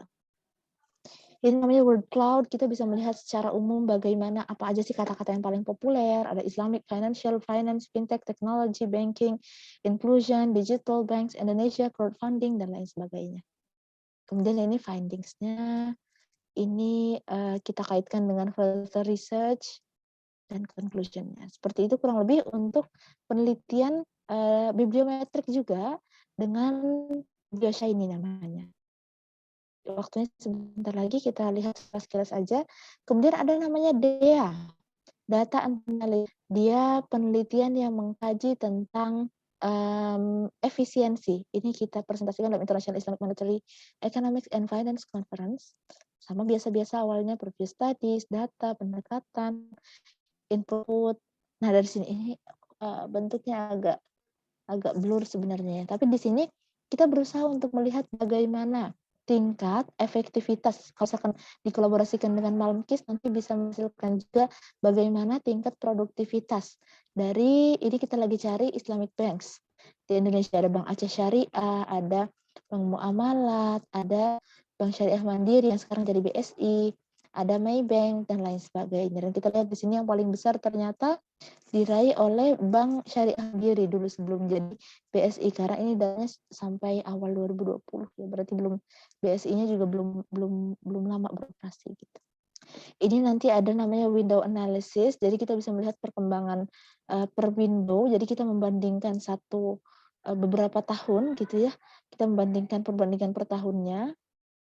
Ini juga masih sama. Kemudian kita bisa melihat apakah bank-bank di Indonesia ini syariahnya ini mengalami fluktuasi atau cenderung stabil atau ada yang meningkat tapi meningkatnya itu stabil jadi meningkat. Ada yang menurun tapi stabil jadi menurun jadi menurunnya terus-terusan. Ada yang dia meningkat tapi nggak stabil, kadang meningkat kadang turun gitu. Terus juga kita bisa melihat highest and lowest score-nya. Siapa bank yang paling dapat skor tertinggi dan terendah. Nanti juga ada masuk namanya kuadran, jadi kita bisa tahu mana yang tinggi efisiensinya dan dari segi stabilitasnya. Nanti kita bisa belajar ini juga cepat. Kalau misalkan kita udah punya datanya, dia bisa kita selesaikan dalam waktu ya kurang dari sepekan. Ini juga ada potential improvement dengan menggunakan software yang sama, dengan cara yang sama, dengan ini kayaknya kalau di running tuh kurang dari 1 jam juga selesai sebenarnya. Tinggal analisisnya aja yang agak panjang. Ada conclusion-nya. Kemudian ada sentimen analisis. Ini juga satu penelitian yang menarik karena kita ingin melihat bagaimana persepsi, sudut pandang, perspektif, bagaimana pendapat dari masyarakat atau dari literatur. Ini tentang cryptocurrency kita waktu itu bahasnya. Ini di Vcoms-nya Unida. Ini yang pakainya virtual background-nya. Sama depan-depannya method. Nah, seperti ini. Ini meta analisis ini kita cuma pengen lihat bagaimana perkembangan literaturnya. Ini juga tadi sama bibliometrik, cryptocurrency ternyata berkaitan dengan Bitcoin, dengan transaction, dengan money. Di bagian biru ini lebih ke sisi-sisi IT-nya, technology, blockchain, Islamic finance, development dan lain sebagainya. Kita fokus ke sini, ini namanya sentiment analysis di sini. Kita ingin melihat bagaimana literatur itu memandang tentang cryptocurrency. Dan kita mendapati ternyata 33% mereka memandang secara negatif, memandang dari perspektif yang negatif. Yang positif ada tapi 16%, neutralnya 50%, high negatif ada bahkan 1%. Itu dari segi literatur. Bagaimana menurut opini publik? Jadi kami juga melakukan penelitian ke 100 orang dan kita dapati bahwa 48 orang netral, 23% orang positif dan yang negatifnya sampai 28%. Dari sini kita bisa melihat, oh ternyata lebih banyak ya negatifnya daripada positifnya. Maksudnya bukan berarti dampaknya ya, tapi perspektifnya gitu, sentimennya, pendapatnya. Dan kalau kita lihat ini dari segi usia, dari usia 11 sampai 20 ternyata mereka lebih banyak netral tapi juga negatif. Di sini ada netral, ada positif, ada negatif, ada high negatif bahkan. Di sini ada negatif, ada positif, di sini ada netral. Jadi kurang lebih seperti itu. Ini findings-nya dan ini kenapa nih? Kalau kita cek-cek ternyata yang positif nih optimis tentang soal inovasi teknologi, juga lebih banyak. Jadi biaya yang dikeluarkan nggak terlalu besar, juga dianggap sebagai future money. Tapi kalau dari segi negatif sentimennya kebanyakan orang bilang ini goror, juga bisa beresiko besar, bahkan masuk ke spekulasi, bisa digunakan untuk money laundering kalau misalkan salah-salah menggunakan, bisa juga untuk web crime, fraud, bahkan online black markets gitu. Itu namanya sentimen analisis. Dan yang terakhir ada namanya Delphi. Delphi ini kita gunakan untuk melihat tingkat prioritas. Jadi tadi kalau misalkan kita review ulang, semua penelitian, semua metode ini punya ciri khasnya masing-masing, tujuannya masing-masing. Bibliometrik tadi untuk melihat perkembangan tren dari literatur. Kemudian tadi ada sentimen untuk melihat sentimen atau perspektif atau persepsi. Kemudian tadi ada DEA itu untuk melihat efektivitas, efisiensi. Kemudian ini ada Delphi untuk melihat prioritas, sama seperti ANP, tapi lebih sederhana daripada ANP. Ini kita presentasikan dalam JBIS Presentation of Application. JBIS itu salah satu jurnal di Unair ya. Ini poin-poinnya, why Delphi, dan hasilnya seperti ini. Jadi kita ingin melihat waktu itu permasalahan-permasalahan yang ada di syariah audit. Ternyata ada beberapa poin yang ini kita dapatkan dari literatur juga. There are no strong rules, authorization problem, budget policy, dan lain sebagainya. Kemudian kita cari 11 responden yang dia merupakan ahli untuk memberikan nanti nilai dari 1 sampai 9. Untuk kemudian nanti kita hitung kuartil 1, 2, 3-nya, interrelation range-nya, standard deviation-nya, konsensus, ini nanti ada rumusnya masing-masing. Jadi kita tinggal masukin aja ke dalam satu template Excel gitu ya. Nanti konsensusnya juga otomatis. Ini kita bisa lihat ada yang divergent, ada yang convergent. Kalau yang convergent itu berarti disepakati. Dari segi interrelation disepakati, dari segi standard deviation juga. Kalau misalkan divergent ini berarti ada yang tidak disepakati. Artinya satu responden ada yang misalkan ngasih nilai 1, responden lainnya ngasih nilai 9 gitu. Jadi rentangnya terlalu jauh. Jadi ini nggak kompak nih gitu. Nanti kita lihat dari segi min-nya atau rata-ratanya dan ranking-nya, mana yang paling utama, mana yang jadi prioritas. Oh ternyata dalam memperbaiki permasalahan audit lembaga zakat, yang paling utama adalah lack of syariah auditors. Ternyata kurangnya auditor syariah. Nah, dari sini kita bisa jadi fokus. Oke, ini rekomendasi untuk LAS. Ini rekomendasi untuk LAS. Inilah permasalahan yang harus prioritas diselesaikan gitu. Ini findings-nya, ini yang paling pentingnya. Jadi insufficient number of syariah auditors, that is no firm rule, dan HR competence. Ini discussion-nya dan ini conclusion. Jadi kurang lebih seperti itu beberapa jenis penelitian dan tentunya banyak sekali jenis penelitian yang lain, tapi kita bisa pelajari ini secara cepat sebenarnya. Kapan-kapan insya Allah mungkin kita bahas detailnya, tapi secara umum itu, dan Aisyah perlu menyampaikan tadi seperti yang Dr. Lunsa sampaikan juga, kalau penelitian itu nggak sesederhana itu. Kadang-kadang mungkin kita bisa bikin penelitian yang kualitatif deskriptif, yang selesai gitu sebenarnya, kita tinggal bereksplorasi aja, cuma yuk kita naik levelkan, kita ekskalasi penelitian kita dengan menggunakan metode-metode yang sekiranya lebih ilmiah dan lebih indah juga untuk dipandang dan nampak lebih punya prosedur gitu, punya prosesnya. Dia harus di running dulu, harus ada softwarenya. Itu membuat penelitian ini jadi lebih robust insya Allah.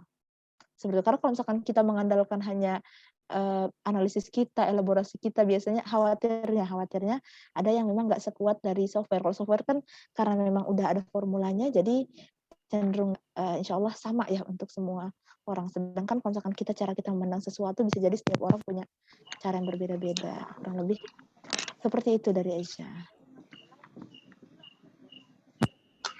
Oke, baik, terima kasih Teh Aisyah atas pembahasannya. Menarik sekali sebenarnya ya terkait dengan riset metodologi yang kekinian khususnya gitu. Jadi teman-teman semuanya, Ibu dan Bapak sekalian bisa membandingkan tadi ya antara kita sebut saja generasi lama dengan generasi milenial gitu ya. Jadi arahnya kemana gitu. Walaupun ya masing-masing punya kelebihan dan kekurangan. Tadi dari sisi mungkin karena tadi Teh Aisyah lebih banyak ke praktis gitu. Jadi riset praktis sehingga ya aplikasi yang kekinian dan sebagainya gitu. Padahal kalau di level master dengan apalagi PhD gitu harusnya itu, apalagi nanti kalau konsentrasinya atau dia akan fokus di riset metodologi gitu ya, dia seharusnya bisa menghasilkan ya. Tadi mungkin ada siapa sih sebenarnya yang pertama kali bicara tentang meta analisis gitu ya, siapa sih sebenarnya yang membangun dari Delphi, DEA gitu sampai ke SPSS, termasuk tadi yang saya share itu terkait dengan netnografi. Ternyata studi tentang netnografi itu dari tahun 95 gitu ya. Kalau tadi kayak yang ini mungkin agak-agak baru, tapi kalau yang lama itu udah ketinggalan banget sebenarnya gitu, apalagi dalam konteks sekarang. Sehingga Ibu dan Bapak sekalian, kita bisa diskusi lebih banyak. Waktu kita masih ada sekitar ya 30 menit paling lama gitu ya, 20 sampai 30 menit kita bisa diskusi, bisa bertanya kira-kira apa nih yang kita bisa riset gitu ya, kita buat penelitian, kemudian kira-kira yang cocok itu apa gitu ya. Nah, sebelum silakan nanti boleh raise hand atau mungkin juga langsung bisa open mic ya, boleh open cam juga, open kamera juga.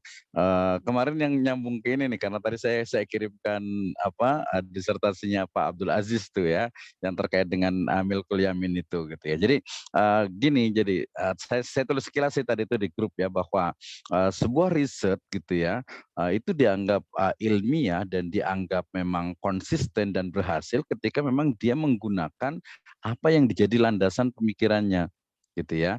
Landasan pemikirannya itu apa gitu. Oh, ternyata memang riset itu dia bicara tentang Milkul Yamin, perspektifnya Muhammad Sahrur gitu ya. Jadi ya wajar saja gitu. Oh, ternyata pemikiran dari Sahrur itu tidak jauh berbeda dengan dengan Jasir Auda, kemudian juga ada beberapa perspektifnya Abduh juga sedikit dan sebagainya, sehingga ketika dia meneliti itu pemahaman ya, jadi ini lebih kepada studi pemikiran seseorang. Nah ini kualitatif sekali nih. Misalnya nih, kemarin saya udah kasih contoh, ini ada ini juga nih Pak Ustadz Aziz Abdurrahman nih, yang katanya mau tesisnya itu tentang uang digital menurut Ibnu Taimiyah gitu ya. Jadi kalau tadi yang Abdul Aziz sudah bicara tentang dia menggunakan teori-teorinya Sahrur dan menginterpretasi bagaimana Sahrur itu kemudian memahami dari Milkul Yamin yang selama ini lebih kepada perbudakan gitu. Hasilnya sudah betul, kemudian betul dalam artian sesuai dengan teori dia, bukan betul dalam artian pemahaman ini ya Islam yang benar gitu. Tapi menurut Sahrur itu memang seperti itu, berarti dia sebenarnya sudah berhasil gitu. Nah, rekomendasi dia itulah yang memang tidak tepat dalam konteks apalagi Islam, kemudian juga keindonesiaan. Jadi tapi secara metodologi karena dia mengkaji pemikiran dari mulai referensi dia gitu ya, kemudian juga setiap kata yang ditafsirkan diinterpretasi oleh Sahrur gitu ya, dan seterusnya, itu dianggap sudah ilmiah gitu ya. Terkait dengan rekomendasinya ya akan berbeda lagi. Misalnya nih Ustadz Aziz mau meneliti tentang bagaimana perspektif tadi Ibnu Taimiyah tentang digital money, atau mungkin bisa ke kripto juga gitu ya.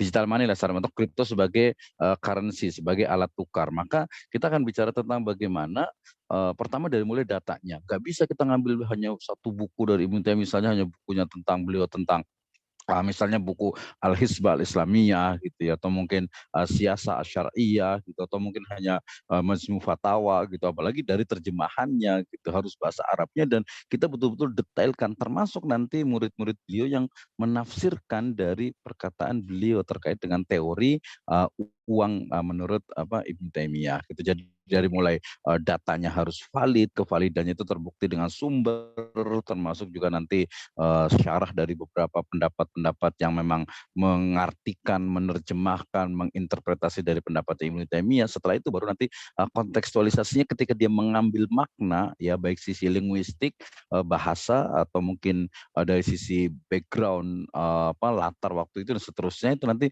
baru oke, hasilnya menurut Ibnu Taimiyah adalah seperti ini. Itu kajian terkait dengan pemikiran. Oke, sepertinya ada yang mau nanya nih ya. Silahkan, ada yang mau bertanya atau mungkin bisa diskusi lebih lanjut terkait dengan metode dari data-data yang sifatnya itu kualitatif. Silahkan, ada yang mau nanya nih. Mudah-mudahan nyambung semuanya ya. Nanya atau mungkin bisa membantah bisa juga gitu ya.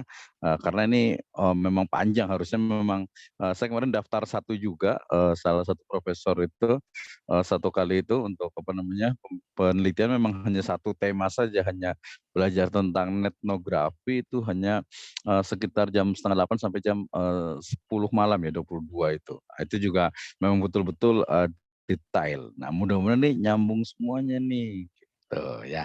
Silahkan, ada yang mau bertanya? Ada yang mau nanya nggak nih?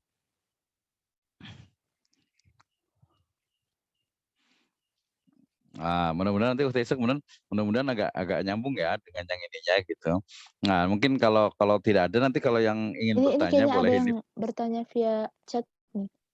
Oke, silakan. Aisyah bacakan, cuma kayaknya sebentar, Aisyah bacakan, izin bacakan.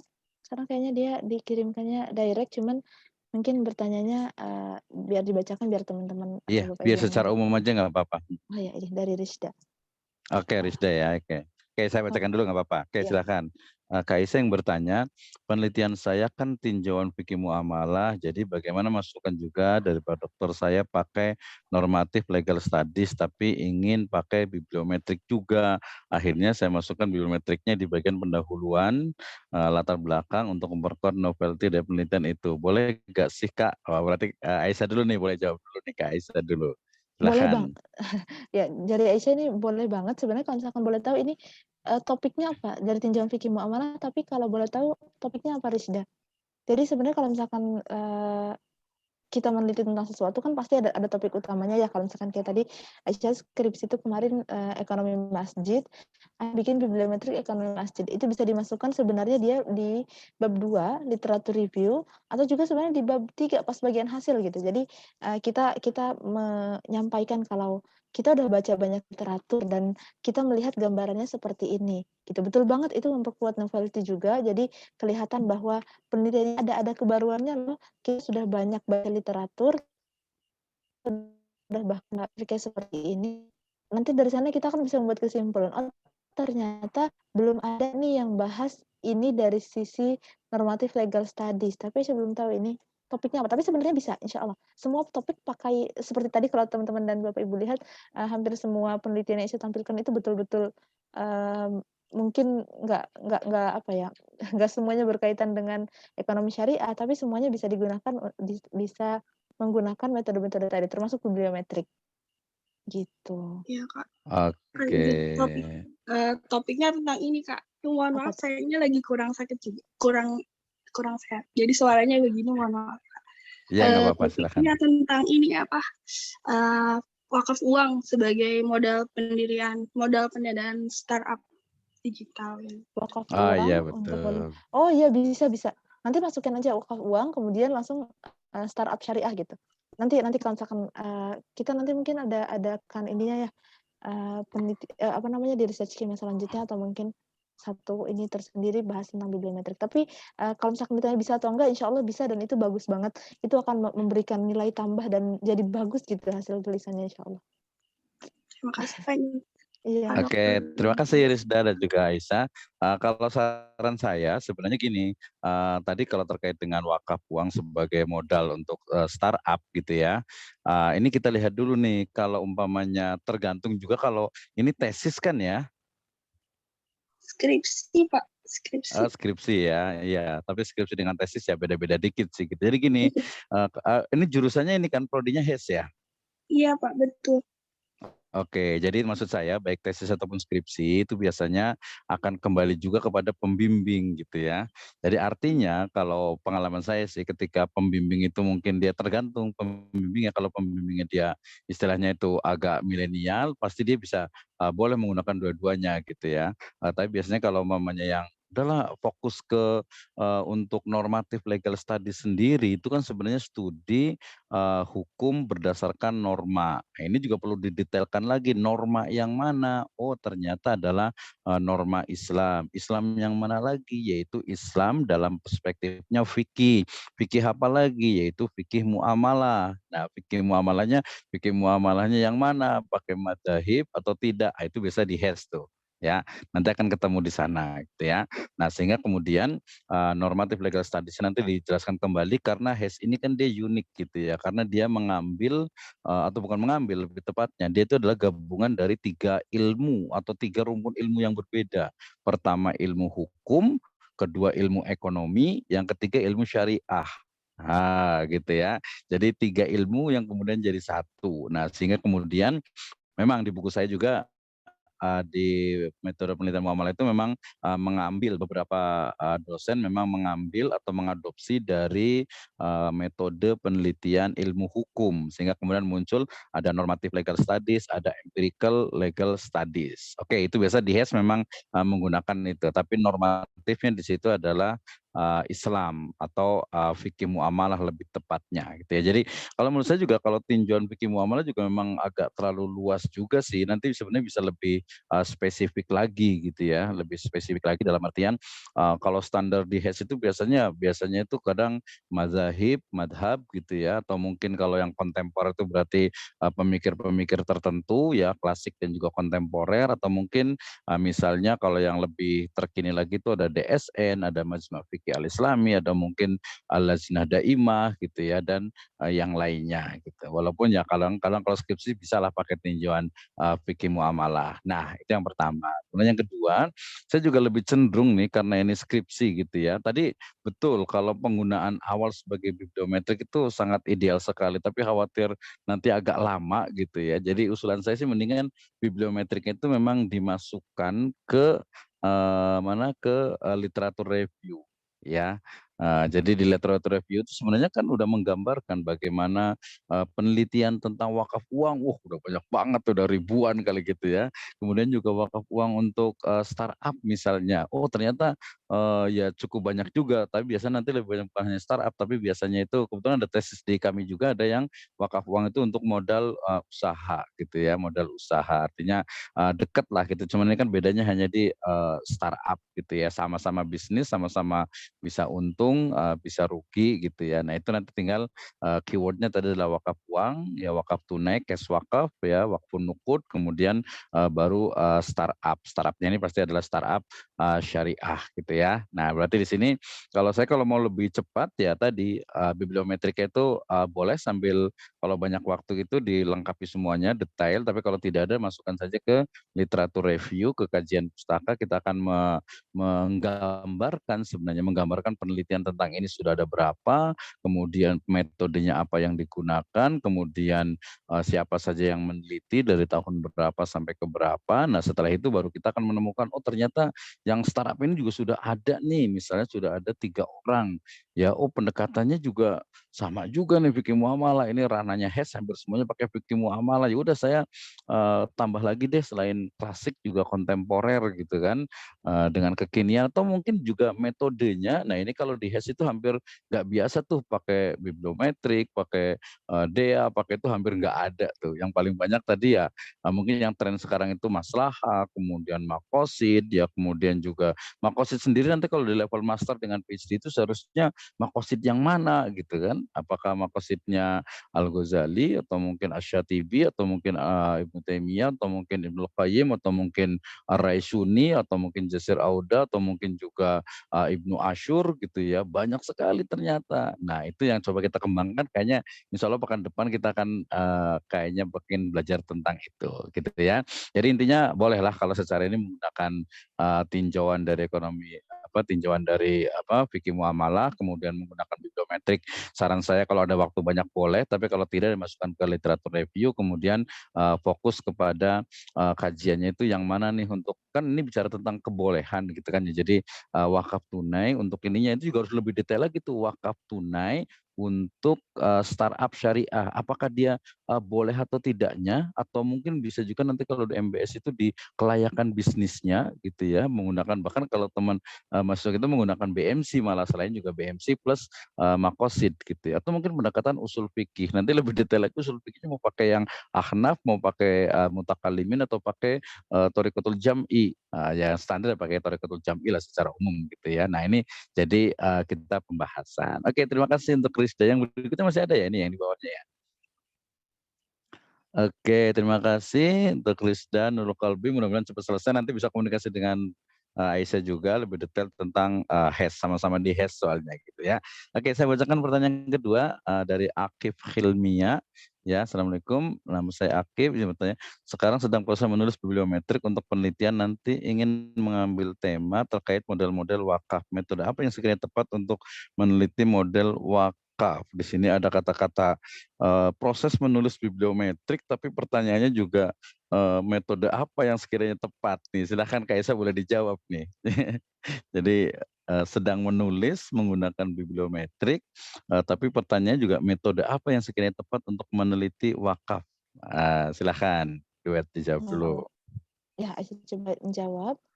Mhm. Jadi Masya Allah menulis metrik juga, dan kalau misalkan boleh tahu ini menulis bibliometriknya jadi apa topik yang jadi bahasan utamanya tuh model wakaf begitu Model ya? wakaf, Misalkan betul. kalau Pengelolaan misalkan wakaf model berarti. wakaf, Mhm. mungkin bisa juga model wakaf. Sebenarnya saya juga ada nih satu penelitian tentang model-model wakaf, dan itu ada banyak sekali kalau punya Aisyah ini dikaitkannya dengan SDGs. Jadi ingin melihat apa aja model-model wakaf yang berkaitan dengan SDGs, karena ternyata model wakaf itu banyak banget. Terus tadi peruntukannya juga banyak banget. Ada mungkin nanti wakaf ke bank, wakaf ke insurance, wakaf ke microfinance dan lain sebagainya. Kalau misalkan metode apa yang sekiranya cocok, gini. Kalau misalkan memang tadi proses menulis tentang bibliometrik, mungkin bisa Biometrik. fokus ke melihat dulu bagaimana literatur membahas tentang model-model wakaf yang ada. Oh, ternyata di literatur ini model wakaf yang ada kebanyakan perkembangan misalkan dari wakaf uang. Terus kita bisa list apa aja model-model wakaf yang udah terbahas dalam literatur ilmiah yang udah ada dari bibliometrik tadi. Sedangkan kalau misalnya jadi metode-metode itu hanya tadi kan untuk melihat bagaimana perkembangan, bagaimana udah sejauh mana gitu ya. Tapi kalau misalnya mau melihat model wakaf mana yang paling bagus, bisa juga tadi pakai Delphi.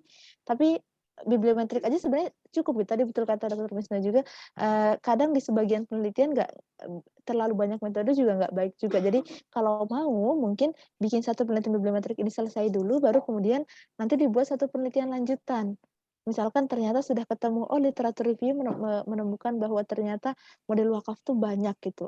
Mungkin ada ya berbagai macam ya, tergantung dari tadi jenis literaturnya yang kita bahas dari mana, seberapa banyak. Baru nanti ada penelitian lanjutan. Oke, dari model-model wakaf yang ada, yang sudah ada, mana yang jadi prioritas misalnya. Mana yang jadi rekomendasi, mana yang kira-kira paling mudah untuk diimplementasikan, digunakan, atau paling cocok digunakan di Indonesia gitu.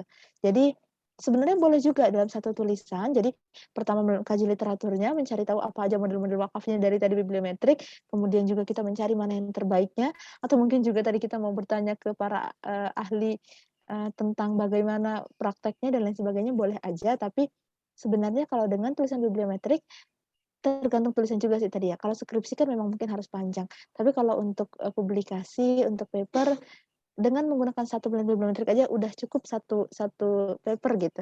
Mungkin nanti bisa digunakan untuk paper yang selanjutnya. Oke, iya betul sekali gitu ya bahwa bibliometrik ini sebagai satu metode pendekatan juga penelitian sebenarnya sih kalau untuk deskripsi sih sah-sah saja gitu. Cuman mungkin ada beberapa pembimbing, ada beberapa dosen yang masa kayak gitu doang gitu kan. Nah, padahal enggak juga tuh. Tadi ngumpulin bibliometrik tadi kan tergantung keywordnya. Kalau keywordnya tadi wakaf, itu kayaknya udah ribuan kali ya Isa ya. Udah ribuan tuh data tentang wakaf. Wakaf Kalau uang juga kalau sama kalau bicara wakaf iya, semakin spesifik sebenarnya semakin sedikit gitu. Tapi kalau eh, misalkan wakaf aja iya, itu bisa sampai ratusan ribu. Kalau spesifik tadi yang dikatakan dengan wakaf uang atau mungkin wakaf suku bisa lebih sedikit. iya betul. Jadi kalau model wakaf mungkin juga ya mungkin ratusan tadi maksud saya adalah bahwa bibliometrik juga tidak sesederhana itu juga tadi karena dengan mengumpulkan jurnal yang begitu banyak belum lagi nanti jurnal dari mana jangan-jangan kita cuma ngambil dari jurnal-jurnal yang cuma Sinta 3, 4, 5 itu kan tidak menggambarkan juga. Jadi kalau pembimbing yang memang dia mungkin cukup menerima bisa saja bibliometrik ini hanya bisa untuk dijadikan skripsi gitu. Tapi nanti kalau ada pembimbing yang lain, oh nggak bisa, bibliometrik harus ditambahkan lagi gitu. Ditambahkan dengan apa? Ini kan hanya ini sifatnya bibliometrik itu juga sebenarnya sifatnya itu adalah deskriptif analisis gitu ya. Dia mendeskripsikan, kemudian menganalisis, oh author penulis yang paling banyak ini, jurnal yang paling banyak ini sebagainya gitu. Jadi itu tergantung pembimbingnya, itu yang pertama gitu ya. Kemudian yang kedua kalau terkait dengan model-model wakaf, ini juga sebenarnya bisa juga gitu ya, bahwa kita hanya mendeskripsikan nanti juga bisa membandingkan. Nah, tadi mungkin dengan DLP atau dengan ANP atau AHP itu juga bisa tuh. Ya, kebetulan kemarin itu yang saya jadi narasumber juga mahasiswa master di IPB itu dia nulis tentang apa kemarin itu ya, tentang terkait dengan, wakaf di pesantren, ya khususnya di boarding school gitu ya. Nah, salah satunya adalah ya kita ngasih rekomendasi kira-kira yang model wakaf yang cepat, yang tepat itu untuk pengembangan pesantren itu seperti apa sebenarnya. Sehingga kemudian, tema dari model wakaf ya, kemudian, kalau saat ini kalau berdasarkan pertanyaan itu sedang menulis bibliometrik, mungkin saya boleh baca dengan istilah lain, sedang menulis literatur review gitu kan ya. Jadi sedang menyiapkan literatur reviewnya apa nih kira-kira kan lagi milih tema wakaf apa nih. Di sini kan mengambil tema terkait model-model wakaf, metode apa yang sekiranya tepat untuk meneliti wakaf gitu ya. Kalau saya lebih cenderung kalau memang sudah ada ya sebenarnya kalau dari perspektif ini dikomparasi dibandingkan berbagai model yang ada dengan data tadi yang betul dan benar itu sebenarnya udah cukup. Jadi kalau level bibliometrik, skripsi juga sudah bisa gitu ya. Kemudian yang kedua, kalau skripsi juga dia hanya mendeskripsikan dari model-model yang ada, nggak usah jauh-jauh di Indonesia saja. Misalnya ada green wakaf, tadi ada ya wakaf suku, ada wakaf link suku, kemudian apa, ini kan wakaf tadi untuk penggunaan untuk apa modal tadi ada yang startup, ada juga modal usaha, kemudian juga wakaf saham gitu. Itu bisa sebenarnya bisa lebih spesifik tuh. Ya jadi model wakaf. Jadi untuk level skripsi sebenarnya dia membandingkan antara model yang oke model di Indonesia ini ternyata ada minimal umpamanya gitu ya. Minimalnya ada 5 model nih, model pengelolaan wakaf. Model wakaf ini kan maksudnya adalah model-model pengelolaan wakaf. Nah, model pengelolaan wakaf dari mulai model fundraising-nya tentu saja, kemudian nanti juga pengelolaannya dan yang pasti adalah peruntukannya. Misalnya banyak ya sekarang ada wakaf sumur, kemudian wakaf kalau pesantren, makam, masjid, madrasah itu udah biasa. Wakaf sumur, kemudian juga kita sempat buat wakaf untuk apa green wakaf, wakaf untuk pertanian, kemudian wakaf sawah, wakaf kebun, wakaf kelapa sawit, kemudian juga ada wakaf apartemen, ada wakaf ruko, ya kemudian banyaklah yang termasuk juga wakaf untuk modal kerja. Jadi untuk level skripsi sekali lagi mendefinisikan, mengkomparasikan ya, mendeskripsikan model wakaf yang ada di Indonesia, kemudian dibandingkan, kemudian pilih mana yang paling cocok, itu bisa. Yang keduanya bisa menggunakan tadi DLP juga bisa, menggunakan ANP juga bisa untuk melihat, oh ternyata yang paling bagus itu ini gitu dari beberapa expert itu ternyata yang paling bagus adalah modelnya ini. Walaupun ini juga juga harus datanya detail nih, nggak bisa nih. Ini kalau skripsi 2 saja udah cukup tuh. Misalnya efisiensi bisa juga atau mungkin dari apa ya, dari sisi ya bagusnya. Ini bagusnya wakaf antar perbandingan misalnya antara wakaf saham dengan wakaf sukuk kira-kira gitu ya. Ini sebenarnya yang paling bagus itu yang mana gitu. Bagus dalam artian nanti bisa kinerjanya, bisa keuntungannya, bisa juga keamanannya gitu atau mungkin bisa juga dari sisi syar'inya gitu. Atau mungkin yang umum lah. Jadi wakaf tadi kan ada sukuk dengan saham atau saya pengen tahu wakaf sawah dengan kelapa sawit misalnya sama-sama wakaf pertanian atau mungkin teman-teman di Bogor ini ada wakaf hutan ya, wakaf hutan produktif. Nah, gitu. Jadi kira-kira seperti apa? Bahkan kalau umpama level skripsi satu model wakaf saja dideskripsikan dengan data yang benar, tapi pilihan wakaf itu adalah memang bagus. Misalnya ada teman di Bandung juga deh buat wakaf hutan produktif, tapi ternyata ya hutannya cuma segitu-gitu aja. Jadi ya nggak layak lah untuk jadi bukan penelitian orang cuman orang punya tanah mungkin sekitar 3 sampai 5 hektar kemudian diwakafkan udah tanamannya pohon biasa saja kan nggak ya biasa lah nggak ini banget gitu. Kemudian juga kalau yang di Bogor masih agak mending, dia terus bertambah untuk wakaf hutannya gitu ya sehingga ya dilihat dulu. Makanya ini boleh tanya juga nih kira-kira Akif ini apa nih? Apakah skripsi, tesis atau riset biasa aja? Kalau pertanyaannya membedakan antara skripsi dengan tesis, oh di YouTube saya ada juga nanti boleh lihat tuh ya. Tapi intinya skripsi untuk level S1 itu adalah dia mampu untuk mendeskripsikan data yang diperoleh ya dengan teknik yang benar dan validitas data itu dipertanggungjawabkan itu sudah lulus. Ya, sementara di level tesis adalah dia mendeskripsikan data, data itu diperoleh dari data dengan teknik yang benar, dengan validitas yang bisa dijamin, kemudian menganalisis dari data yang ada, kemudian nanti mulai untuk dalam menganalisisnya itu ada kritik, ada juga penggunaan teori dan juga ada aplikasi teori yang dilakukan. Nanti kalau di level PhD, doktor, data sudah ditemukan valid, betul, benar ya, kemudian teknik itu sudah benar, kemudian nanti ada analisisnya lebih mendalam, kemudian setelah itu baru dia bisa menghasilkan satu kesimpulan yang itu bisa jadi baru atau mungkin bisa juga mengkritik atau bisa mendukung data mendukung teori yang lain tapi dengan syarat datanya itu memang betul-betul valid karena validitas data ini menjadi kunci ya. Jangan sampai tadi pakai bibliometrik cuman jurnal itu cuman berapa atau mungkin tadi pakai DLP ternyata tenaga expertnya itu asal ngambil itu ya bukan tidak itu ada bias namanya sumir kalau bahasa para peneliti itu. Oke ya. Itu mudah-mudahan. Terus dari Fahrudin ada pertanyaan, model-model penelitian seperti yang dijelaskan oleh Bu Aisyah sangat bagus dan perlu belajar. Maaf usul Ustaz kalau boleh diadakan untuk belajar tentang metode penelitian seperti tadi. Terima kasih. Ya, insya Allah nanti ya mudah-mudahan. Tadi sebenarnya kalau bibliometrik tadi kan gampang ya, kemudian juga meta analisis sama analisis sentimen juga gampang. Yang perlu mungkin DEA tadi belum yang DEA itu juga lebih detail sebenarnya. Nanti ada DEA, kemudian ada AHP, ada ANP. Jadi bagusnya clustering Aisyah ya, di clustering gitu. Maksudnya itu riset tentang misalnya itu tentang pengambilan keputusan, decision making misalnya. Aplikasinya ini metodenya itu 1, 2, 3 misalnya kalau nggak salah itu ada tadi DEA, AHP dengan ANP. Berarti 3 ini dibahas gitu. Kemudian nanti ada mungkin yang digital marketingnya, di marketingnya riset apa nih yang paling banyak di ekonomi atau mungkin di hukum juga gitu atau di HES gitu bisa juga. Oke, insya Allah mudah-mudahan ya. Terima kasih untuk Pak Fakhrudin. Kayak ada yang mau ngomong nggak nih? Ada yang mau cerita nggak nih? Waktu kita tinggal 5 menit tapi nih. Kayaknya udah ngantuk kali semuanya ini ya. Atau mungkin mudah-mudahan nggak ini nih jaga sembung pergi umroh gitu ya. Enggak lah, insya Allah mungkin sulit diungkapkan dengan kata-kata ya, mungkin dengan gagasannya. Mungkin ada Kang Sesep di sini, kita sapa dulu. Terima kasih untuk Ibu Farida, nanti boleh diskusi lagi ya.